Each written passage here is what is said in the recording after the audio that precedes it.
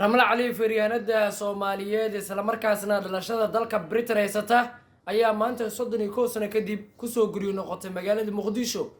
iyadoo hadlayso soo dhaweynta ku faraxsan waxay tiri la daawado aadi aadan u faraxsanaay anoo Soomaali soo noqdo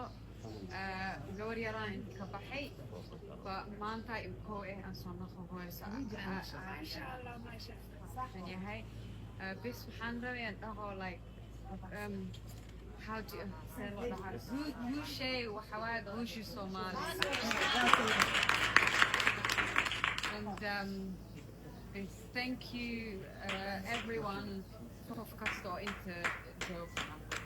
inta faafaynayeen koor adan ugu cusubtaan ugu soo dhawo channelka subscribe dhisi maalmood oo shawarku u dambeeyay guudaan dalka iyagoo degdeg ah channelkana gambaleelka furo muuqaalka laagdo si share gareey waata daawadayaal gabadha halka ay kaga muuqanaysa ramla cali ayaa la yiraahdaa dhalashada dalka Britain ay haysataa waa Soomaali isla markaasna feeriyahanada caalami weeyaan 2016 ayay feerku ugu horeysay qaatay hasaatee 2017 ayayna feer kale miisaan culus soo bandhigtay isla markaasna waxay soo bandhigtay inay tahay gabar Soomaaliyeed sidoo kalena waxay hore sheegtay in Olimbikada ee magaca Soomaaliyeed ee kaga qayb galayso gabadhi noocaas ah isla markaasna Soomaali ku weyneed ayaa dhowr mar marka waxa la isweydiinayay maxaa Soomaali magaca Soomaaliyeed oo isku duuban gabadhaani kor ugu qaadi waayay isla markaasna fagaarayaasha caalamiga ka dagaalamaysan calanka Soomaali loo geey waayay isla markaana garbeed loogu soo muuqan waayay dhowr mar ayaa la isweydiinayay maadaama ay iyadu ku faantay inay Soomaali tahay fagaarayaasha caalamiga feerkana magaca Soomaaliyeed ee geyn doonto sidoo kalena Olimbikada caalamigana magaca Soomaaliyeed ay ku tartami doonto gabadhi noocaas oo ka turjumaysa markay weysay in Soomaali garbeed taageen isla markaasna ay sii weysaba oo fiirsaday ay sii weysaba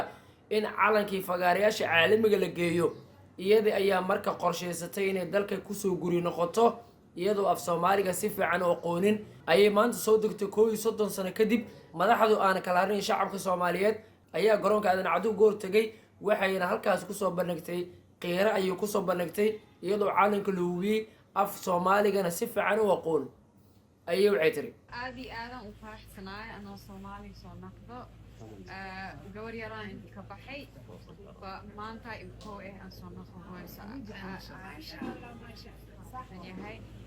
bis waxaan rabaa dhaho like how do you say who shay وحواد وشي Somali and thank you everyone for kasto into job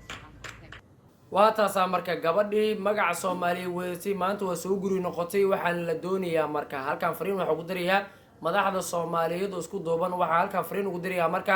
inay gabadhan u kacaan isla markaasna ay tusaan inay Soomaali dhaba tahay qarankana mar walba ay matali karayso maanta wixii ka bilowdana Soomaali ay garbeed buuxi doonaan in la tuso weeyaan maadaama fagaarayaasha caalamiga mar walba la dagaalanto dad cadaan ah isla markaana taageerayaal badan oo dalkaas matalayna ee garbahooda ay buuxiyaan laakiin gabadhan waxa muuqan karaysa marka in magacii Soomaaliyeed maadaama ay ku dagaalanto mar walba ee qof Soomaaliyeed taana in garbeeda Soomaaliyeed ka maqin madaxda Soomaaliyeed shacabka Soomaaliyeed ayaa maanta wixii ka dambeeyay marka looga fadhiyaa in gabadhan maadaama dalkii ku soo guri noqotay in la tuso in muwaadiniin Soomaali tahay haatan wixii ka dambeeyana magaca Soomaaliyeedna meel walba ay joogaanna haatan wixii ka dambeeyana loo gurmo doono garbeedna lagu soo muuqan doono goob walba ku dagaalameysana calanka la geen doono madaxda iyo shacabka Soomaaliyeed ayaa fariinta marka u diraya meel walba joogaan maadaama gabadhan ay dhig Soomaaliyeed ku jiro in dhig Soomaaliyeedna loo shubo waa taa daawade aragto muhiim muuqaalkan si share gareey